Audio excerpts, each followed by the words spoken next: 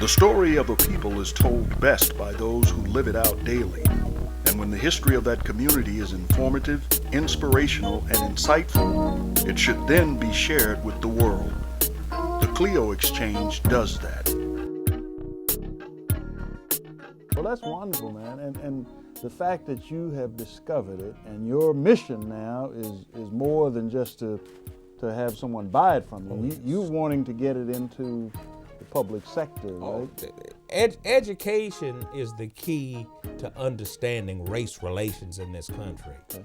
And when we get our focus from educating one another about our own history and our culture and the exchange of that, that's how we wind up in trouble. That's great.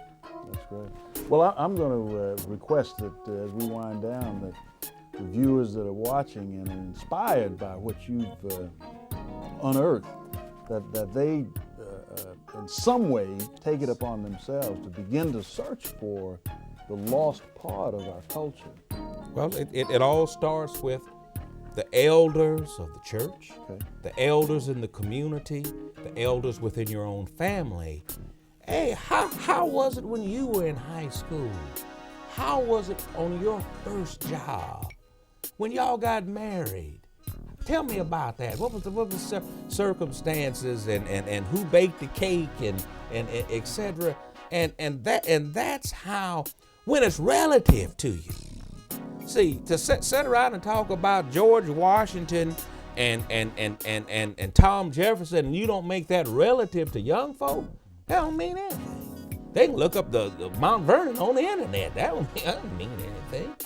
But when you talk about a Mr. Reed, who was a slave, and he was, because of circumstances, put in a situation to cast a bronze image of a Native American called the Statue of Freedom.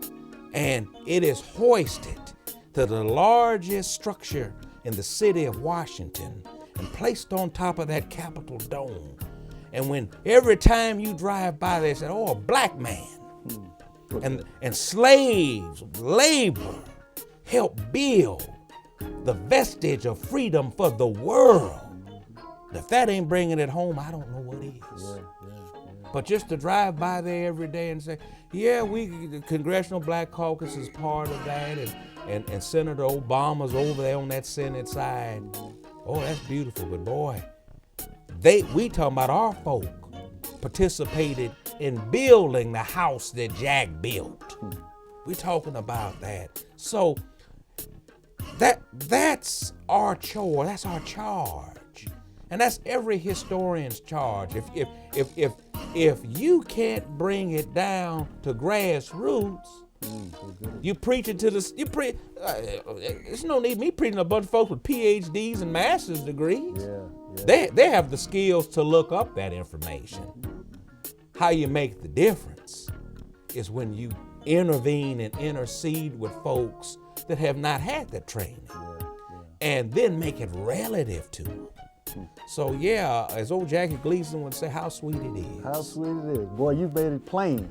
You made it plain. Currie, it's always a pleasure, man, to have you here. And I really appreciate your passion and the work that you do on behalf of cultivating and protecting our legacy.